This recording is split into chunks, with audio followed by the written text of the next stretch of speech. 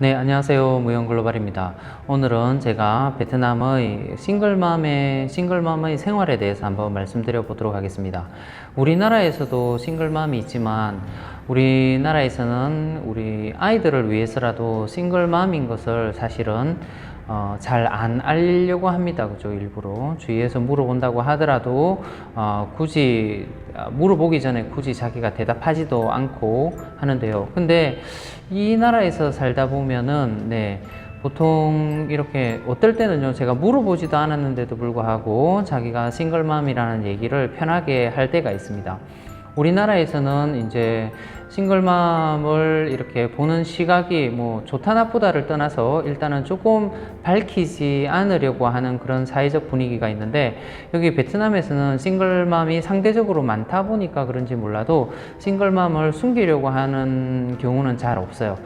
물론 이제 다른 의도를 가지고 접근하는 여성들, 그러니까 그런 여성들을 제외하고는 일상적인 생활에서 만나는 싱글맘들은 자기가 싱글맘인 것을 거의 이렇게 속이려고 하지 않더라고요.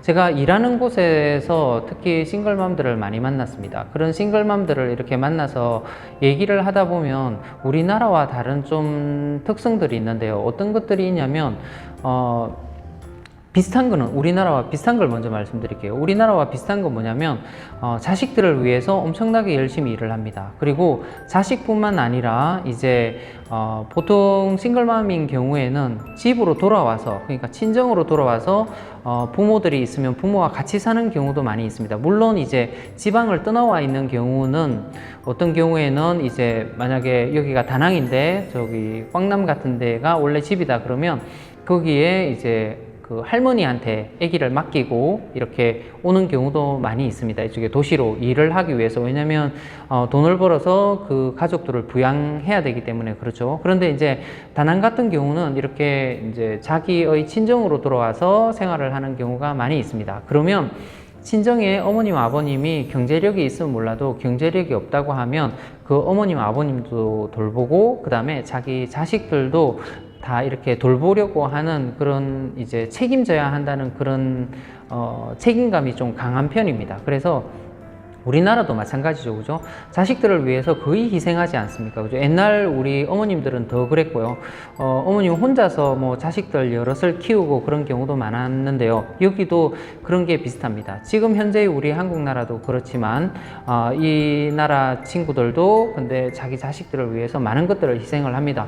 또 자기 자식들의 교육을 위해서 남들보다 좀 더 좋은 교육, 또 여기도 영어 조기 교육 이런 것들이 있거든요. 그런 것들을 학원 같은 데 좀 보내고 싶어 합니다.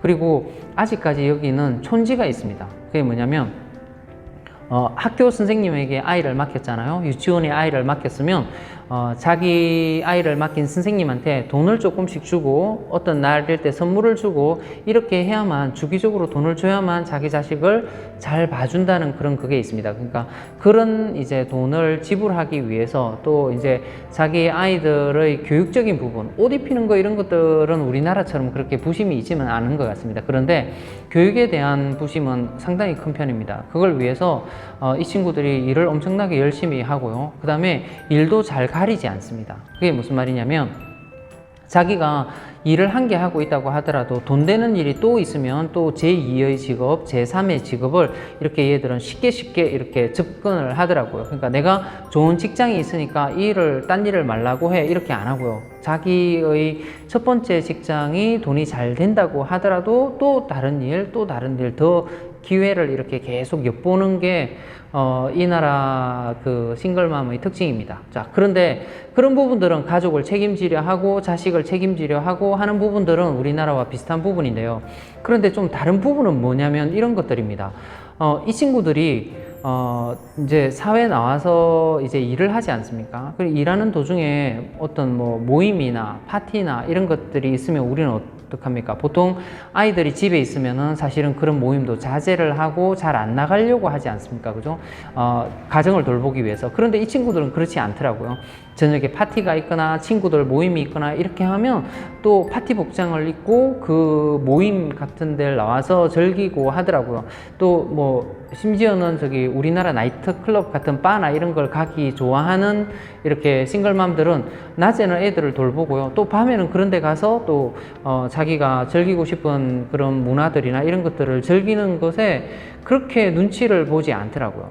그런데 또 다르게 뭘 눈치를 보냐면 자기 이웃 눈치는 또 보더라고요. 그러니까 그게 모임이 있고 놀다가 집에 늦게 들어가는 경우가 있는데, 그럴 때는 늦게 들어가는 거를 조금 이웃들 모르게 이렇게 들어가려고 하고, 이웃에 아는 것들을, 평판이 안 좋아지는 것들을 눈치를 보는 것을 보고 좀 신기했습니다. 조금 이중적이긴 한데 그런 면들이 있더라고요.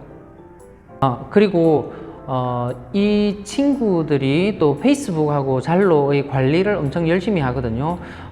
그런데 몇몇 싱글맘들은 자기 아이들의 사진을 자기 잘로나 페이스북에 이렇게 많이 올려놓습니다. 그런데 대부분의 싱글맘들은요, 자기 혼자 있는 모습을 엄청나게 많이 올려놓습니다. 자기 자식들은 잘 안 올립니다.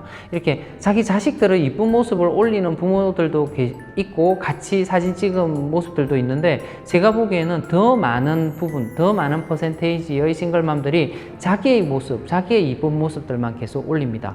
그리고 또 우리나라와는 다르게 이 친구들이 자기가 싱글맘인 것을 숨기지도 않아서 그런지 모르겠지만 또 남자친구도 엄청 열심히 솔직하게 찾더라고요. 그러니까 이런 말들을 많이 들었어요. 자기 아직 남자친구 없대요. 그러면서 자기 남자친구 주위에 있으면 좀 소개시켜 달라, 이런 말들도 스스럼 없이 하더라고요. 우리나라 사람들 그런 말 잘 못하잖아요, 그죠? 그런데 싱글맘인 것도 잘 밝히지도 못하지만, 또 뭐 자기가 싱글맘인 걸 주위의 사람이 안다고 하더라도 나 남자친구 소개시켜줘, 이런 말들 잘 못하잖아요, 그죠? 사회적으로 분위기가 그런데, 근데 이 친구들은 그런 말들을 너무 잘하더라고요. 너무 잘하고, 또 하나 신기한 거는 뭐냐면 싱글맘들이 남자친구를 사귀더라도 결혼을 잘 안 한다는 거예요. 우리나라 사람들은 이렇게 남자친구를 사귀려고 하고, 잘 모르겠습니다. 우리나라에서 싱글맘 자체가 이렇게 겉으로 잘 드러나지 않기 때문에. 그런데 재혼하시는 분들 많으시잖아요, 그죠? 재혼하시는 분들 많은데 이 친구들은 이렇게 싱글맘의 퍼센테이지에 비해서 재혼하는 경우가 잘 없어요. 그러니까 자기가 남자친구를 막 구하고 이렇게 하지만은, 또는 표면적으로 드러나게 남자친구 좀 소개시켜줘 이렇게도 하지만은, 그 남자친구와 결혼하려고 하는, 제2의 재혼을 하려고 하는 퍼센테이지는 많이 적더라고요. 엄청나게 현실적이에요. 그러니까 자기가 한번 결혼 실패한 거의 기억들을 우리는 사람이라서 잘 망각하지 않습니까? 또 까먹고 또 같은 실수를 반복하고, 이런 게 우리나라의 사람들이라면, 이 친구들은 그런 안 좋은 기억들을 기억하고 있고 뭐 하고 있는지 재혼을 잘 안 해요. 그러니까 이렇게 남자친구가 있다가 없다가 하는 친구들 엄청 많더라고요. 보니까 자기 이제 남자친구 소개시켜 달라 그러고, 있을 때는 있다고 그러고, 또 없을 때는 또 다시 소개시켜 달라고 그러고, 이 친구들이 참 그런 면에 있어서는 엄청 솔직하고요. 또 제2의 결혼을 정말 잘 안 하더라고요. 그러니까 보통 보면 첫 번째 결혼해서 아기가 뭐 2명이나 1명이나 2명 있는 상태가 그대로 유지되고, 이 아이들을 사실은 이제 나이가 성인이 될 때까지도 이렇게 쭉 자기 혼자서 키우는 경우가 많이 있더라고요. 그 남자친구와 결혼을 안 하려고 한다는 거죠. 그래서 이 친구들은 책임감, 가족에 대한 책임감들은 엄청나게 강합니다. 사실은 조금 험한 일을 해서라도 가족을 부양하려는 그런 마음들이 있는데, 또 그런 반면 자기의 삶 전체를 우리나라 어머님들처럼 이렇게 희생을 하지 않으려고 하더라고요. 그래서 이렇게 언뜻 겉으로만 이렇게 보게 되면 여기 싱글맘들 엄청나게 프리하게 사네, 이런 느낌을 들 수도 있는데, 그런데 이 친구들하고 얘기를 자주 하고 하다 보면은 그런 이제 밤에 친구를 만나고, 또 낮에 시간 될 때 친구를 만나고, 또 이쁜 옷을 입고 자기를 꾸미고 하는 일에는 소홀히 하지 않지만은, 그래도 가족에 대한 책임감이 적거나 줄어들지는 않더라고요. 그러니까 이 나라가 어떻게 보면 제가 보기에는 우리나라의 사람들보다는 조금 자기 감정에 조금 솔직하게 이렇게 겉으로 표현하는 것 같아요. 좀 더 솔직하게 표현을 하고요. 그 다음에 이제 싱글맘 중에서도 전 남편이 보통은 이제 남편이 문제가 많이 있더라도 경제력이 있으면은 이혼을 잘 안 하려고 하는데 그래도 이혼한 커플이 있더라고요. 그런데 전 남편이 이제 양육비를 주는 경우가 정말 드뭅니다. 그런데 전 남편이 부자인 경우에는 양육비를 주고 이 전 남편도 아이에 대한 책임을 이렇게 지려고 하는데요. 이 나라 사회에서는 이혼한 남편이 자기의 아이를 책임지는 퍼센테이지가 진짜 극히 드뭅니다. 거의 이혼하게 되면 이 남자들은 그냥 자기 혼자 살아가는 경우가 엄청나게 많습니다. 그래서 대부분은 싱글맘 혼자서 자기의 자식의 양육을 거의 책임지고 경제적인 부담도 싱글맘 혼자서 책임지는 경우가 엄청나게 많이 있습니다. 자, 오늘은 제가 아는 한도 내에서 제 주변의 싱글맘들이 어떻게 살아가는지에 대해서 한번 말씀을 드려봤습니다.